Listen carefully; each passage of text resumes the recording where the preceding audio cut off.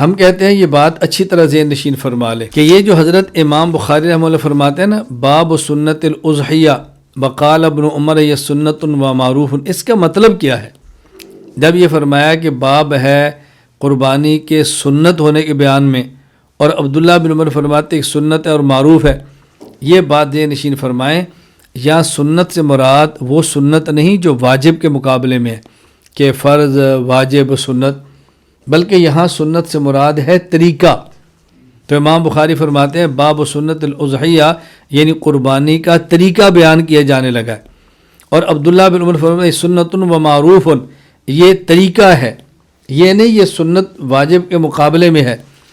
چنانچہ حافظ ابو الفضل شہاب الدین احمد بن علی ابن حجر عسقلانی الشافعی رحمہ اللہ وفات 852 ہجری، یہ فرماتے ہیں فتح الباری باب سنت الاضحیہ گتاد والمراد بالسنت ہا ہنا فی الحدیثین معا الطریقۃ للسنت بالاصطلاح التی تقابل الوجوب، کہ یہاں دونوں حدیثوں میں جو سنت کا لفظ لایا گیا ہے، یا سنت سے مراد طریقہ ہے، سنت مراد اصطلاحی سنت نہیں۔ یہ بات اچھی طرح ذہن نشین فرمائیں۔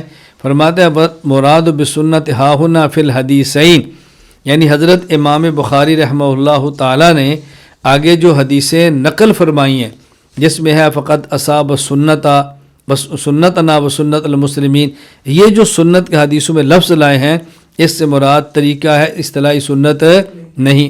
بات یہ ہے کہ جب امام بخاری جو حدیث لا رہے ہیں، اس حدیث میں جو سنت کا لفظ ہے، اس سنت سے مراد طریقہ ہے، سنت اصطلاحی واجب کے مقابلے میں نہیں۔ تو اس کا معنی یہ ہے کہ جو امام بخاری نے باب قائم کیا ہے باب سنت الاضحیہ، وہاں سنت سے مراد طریقہ ہے، وہ سنت واجب کے مقابلے میں نہیں۔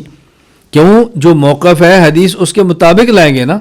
تو جب حدیث میں سنت کے لفظ سے مراد طریقہ ہے، تو اس کا معنی جو امام بخاری نے عنوان قائم کیا باب سنت الاضحیہ، وہاں بھی سنت سے مراد طریقہ ہی ہوگا۔